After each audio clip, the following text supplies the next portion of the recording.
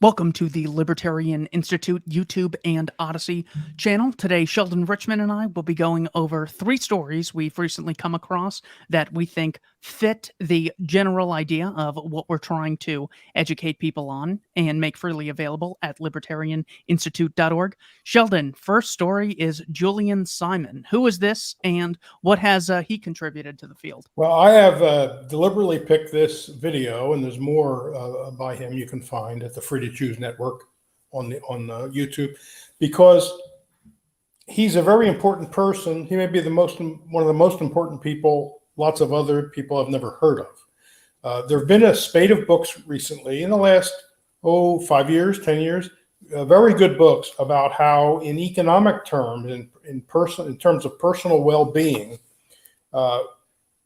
through production and real incomes going up and all that stuff, things are looking quite good. We have the most recent book, Superabundance, by Marian Tupy and Gail Poole. But the godfather of kind of this movement, although I'm sure you can find some people before this, but the guy who really broke on the scene in, I think, the 70s, certainly in the 80s, who kind of started all this, got this ball rolling, and has influenced all the other later authors, is Julian Simon. Julian Simon was a professor of economics at the University of Maryland. Previously, he had been at University of Illinois, I believe at Champaign, or is it? Yeah, Champaign. And he was a great economist. His best-known book, although he has several, is called The Ultimate Resource. And as he points out in this video and throughout his works, the price of what we think of as natural resources, any mineral you can think of, metals, things found in the ground, has been going down rather than up, as he puts it, throughout all of human history, but particularly since the Industrial Revolution. So beginning in the late 1700s, you can trace it back further. It wasn't, in a sense, it wasn't a revolution. It didn't just like burst on the scene. It was one of these things that it was brewing for a lot of time, and then sort of suddenly becomes real obvious. But all these things in terms of how much work you have to do to be able to afford these resources has all been falling. This is contrary to the Malthusian, the Thomas Robert Malthus view that with a growing population, we'd be running out of things. We wouldn't be able to grow enough food. There'd be major die-offs. We've all heard these predictions by people like Paul Ehrlich, who've been at this for 40 or 50 years and haven't gotten a single prediction right yet. We're at 8 billion people and counting. Life expectancy all over the world is up. And all that sort of stuff. Well, Simon explains it all. And one of the big things he explains is, in a sense, there are no natural resources because there's stuff out there. Nature has, provided stuff, raw materials, but it doesn't come with an instruction book. Nobody knows what any of it's good for. What turns stuff into useful things, which is what a resource is worsen. The human mind, that's the ultimate resource. Human ingenuity, which takes worthless stuff or stuff that's even worse than worthless, a downright detriment, and turns it into valuable stuff. Crude oil is an example, lots of examples. Anyway, check out Julian Simon. He's wonderful. I knew him personally. Great guy, wonderful guy. Unfortunately, died in a way too early in the late 1990s. My first contribution here is from the Voluntarist Handbook. Chapter 50 is just a collection of quotes, and this one is from a book titled Democracy, the God That Failed. Hans Hoppe says, "It was to an extent the inflated price of justice and the perversions of ancient law by the kings which motivated the historical opposition to monarchy. However, confusion as to the causes of this phenomenon prevailed. There were those who recognized correctly that the problem lay with monopoly, not with elites or nobility. But they were far outnumbered by those who erroneously blamed it on the elitist character of the rulers instead, and who accordingly strove to maintain the monopoly of law and law enforcement and merely replace the king and the visible royal pomp by the, quote, people, and the presumed modesty and decency of the common man, hence the historic success of democracy. I think this is so vitally important because people are often curious that, well, my party controls the House and the Senate. We have people on the Supreme Court and we have the presidency. Yet I am still extraordinarily unhappy with the state of government, and Congress still has an 11% approval rating. I think this book does a very good job at getting to the root of the issue, which is that some people claim a monopoly on the right to initiate violence against peaceful people. Of course, Democracy, the God That Failed is a very interesting book. You can find that and many more quotes in the Voluntarist Handbook, free PDF at libertarianinstitute.org. Sheldon, next one we have immigrants continue to consume less in welfare benefits. What do we have at the Cato Institute? This is part of the Cato Daily podcast. These are very, very brief interviews, 12 minutes, not much more than 20 minutes. And this is an interview done with Alex Nowrasteh, who's Cato's top immigration analyst. He's got several working with him there, excellent people. And in this, he points out that the latest study on how much welfare is consumed by immigrants, so we're talking about legal immigrants now, so what we call illegal. I believe that's an illegitimate term. They don't apply for benefits because they'd be afraid of being discovered. So we're talking about legal immigrants. They're consuming. They continue to consume less in welfare benefits, per capita, however you want to look at it, than native-born Americans. And Nowrasteh points out that if Americans, native-born Americans, were consuming at the same rate of welfare benefits at the same rate as immigrants do, it would save something like $655 or something like that $1 billion a year. So that gives you a sense of how much the difference is between what immigrants are doing and what Americans are doing. Now, one reason this is an important point, of course, is that lots of people don't like the idea of immigrants coming in. They say, they're going to go on welfare. At the same time, they're also going to take our jobs. So I don't really see how they could be doing both things. But this is also relevant to something Milton Friedman once said, which is constantly used, a quotation, or abused.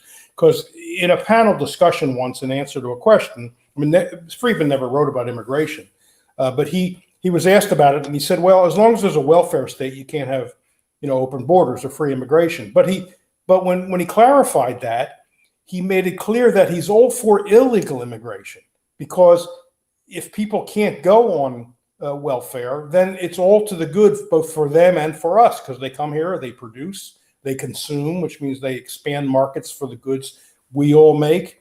And so it's all win-win. So he preferred so-called illegal immigration to legal immigration. Now, Nowrasteh actually goes further and turns this on its head and points out that what immigrants do very often is help finance the welfare state, but then a lot of them go home after their working years. They go back to where their families are and where they came from, and then don't ever collect any benefits, including Social Security, although legally they could, and they don't. So therefore, they're only paying in. In other words, they're, unfortunately, you might say, saving the welfare state. So there's a whole bunch of ironies involved here, and the immigration issue, if you listen to the demagogues on the other side, they have no case whatsoever. My next one I have titled The 2100 BC Project. For those who are familiar with the 1619 Project, it is the attempt by the New York Times to claim that one of the most unique things about America is its practice of slavery. They then say America today uniquely practices capitalism, therefore slavery is inherently intertwined with capitalism. Here is a brief translation of 4 laws from the Code of Ur-Nammu from Mesopotamia, somewhere between 2100 BC and 2050 BC. It's the oldest legal code known to the human race. If a slave marries a slave and that slave is set free, he does not leave the household. If a slave marries a native, i.e., free person, she is to hand the firstborn son over to the owner. There are many more like this. The point is that slavery is one of the least unique things about America, as Thomas Sowell says in a book titled Economic Facts and Fallacies. For centuries before, Europeans had enslaved other Europeans. Asians had enslaved other Asians, and Africans had enslaved other Africans. Only in the modern era was there both the wealth and technology to organize the mass transportation of people across the ocean, either as slaves or as free immigrants. Nor were Europeans the only ones to transport masses of enslaved human beings from one continent to another.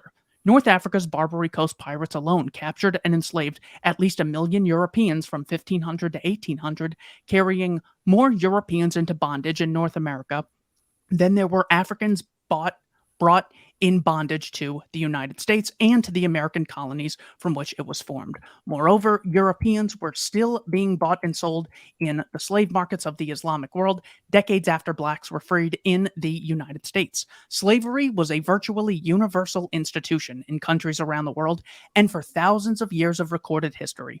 Indeed, archaeological evidence suggests that human beings learned to enslave other human beings before they learned to write. One of the many fallacies about slavery, that it was based on race, is sustained by the simple but pervasive practice of focusing exclusively on the enslavement of Africans by Europeans, as if this were something unique rather than a part of a much larger worldwide human tragedy. Racism grew out of African slavery, especially in the United States, but slavery preceded racism by thousands of years.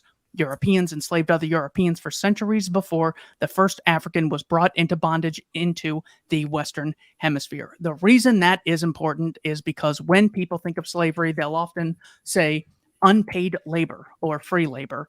Was not free to house and clothe people and feed them for centuries at a time. It was costly. And there's nothing wrong with volunteer work, which is also unpaid labor. And if the problem is just skin color and we're focusing on something that trivial, well, then we don't have a principled objection to races enslaving members of their own race until you get to the fact that it's wrong to initiate violence against peaceful people. We're always going to have this fight with no end in sight. Sheldon, your final one from Journal of Free Black Thought. By the way, we've had the founder of Free Black Thought on the Libertarian Institute. You can check that out in the description below. What do we have here? Well, it plays well after what you just had to say about slavery and racism. This is an article by Greg Thomas in the Journal of Free Black Thought, a very interesting, published by a very interesting organization. Thomas is a professional writer. He's been a jazz critic, a blues critic. He's in the musical culture, senior fellow of the Institute for Cultural Evolution, and his article is called Deracialization Now. He's part of a growing movement. I mean, I'm calling it a movement. I don't know if they think of it as this, of young, although Thomas himself is not a young man, middle age, but there are a whole group of young and middle age and even older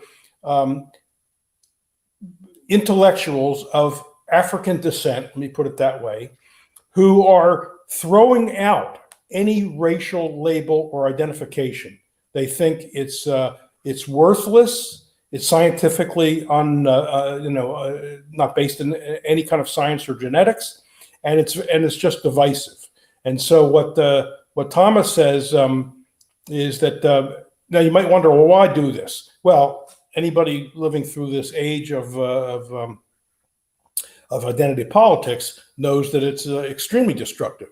What Thomas says is, quote, by definition and intent, race separates and divides.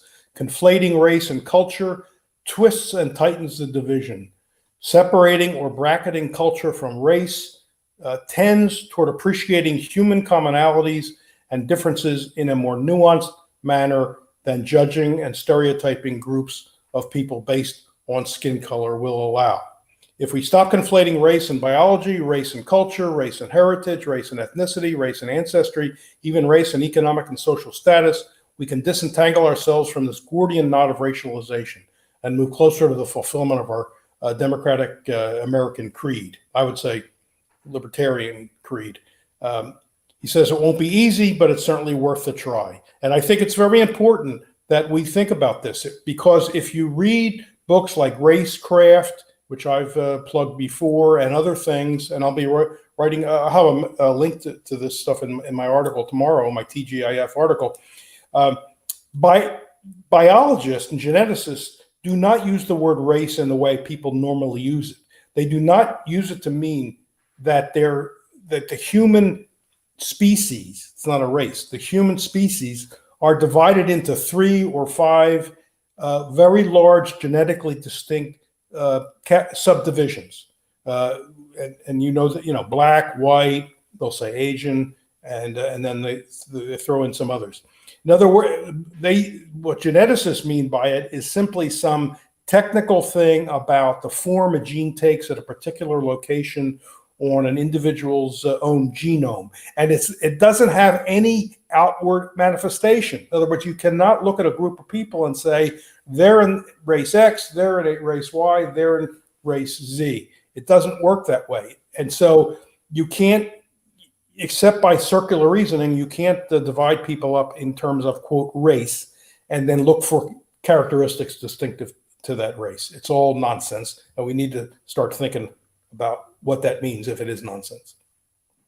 My final contribution here is a conversation I had with David Swanson, the founder, co-founder of World Beyond War, along with Laurie Calhoun, a colleague at the Libertarian Institute. We discussed why the dissident left rather, and libertarians can find an alliance when it comes to the anti-war movement. This was in reference to the anti-war rally that took place on February 19th in front of the Lincoln Memorial. I thought if there was one quote that could summarize the libertarian objection to war, it would be this. The reason we got this conversation together is Mr. Swanson had said that libertarians oppose war because it costs money. I said, I am very sorry that we have done a poor job of communicating that. If we could murder children in Yemen and Syria for $0, I would still be against it. And one of the best libertarian quotes came from Mozai, the Chinese philosopher, from 470 BC in Condemnation of Offensive War, Book 5. He says, "To kill one man is to be guilty of a capital crime. To kill 10 men is to increase the guilt tenfold. To kill 100 men is to increase it 100-fold. This the rulers of the earth all recognize, and yet when it comes to the greatest crime, waging war on another state, they praise it.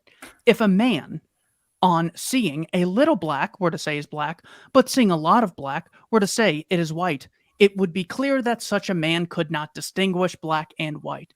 So those who recognize a small crime as such, but do not recognize the wickedness of the greatest crime of all, cannot distinguish right from wrong."